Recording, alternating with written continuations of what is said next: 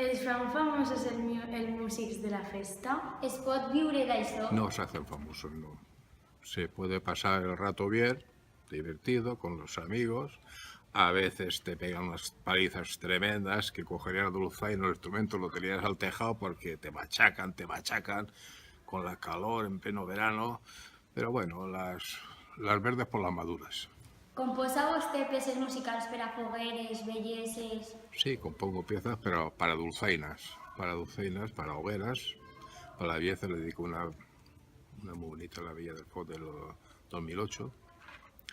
Para vuestra hoguera, para otras hogueras, y el que me pida una pieza, pues yo se la hago. No todo vuestro himno surgió porque nos contrató, vuestra hoguera nos contrató allí a tocar, a hacer un pascar.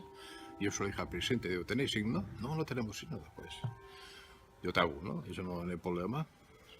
Y así surgió que le hice yo sembrar la torreta. Y encantado. Y que se presente se le hace, no hay problema. Son cosas, no tienen mucha importancia. Pero en fin, quedó muy bonito. Sí, y después lo han hecho para la banda y queda precioso en banda. Sí, sí. Bueno, pues yo lo que sí que pedir a los padres es que se animasen y que obligasen los hijos a las hogueras y a las fiestas, a las mascletadas, a la entrada a bandas, a los racos, para que viesen el ambiente que se crea allí, la hermandad, la amistad, es una gran familia en todo.